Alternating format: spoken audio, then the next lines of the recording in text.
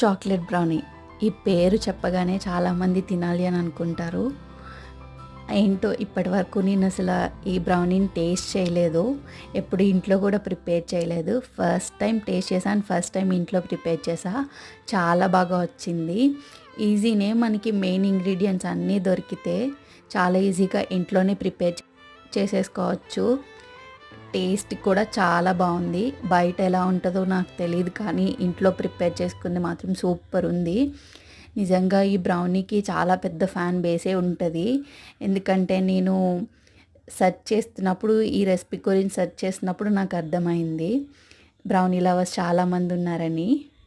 మీకు ఎవరికైనా నచ్చితే ఫుల్ వీడియో చూడాలి అనుకుంటే షార్ట్లో నేను లింక్ ఇస్తాను.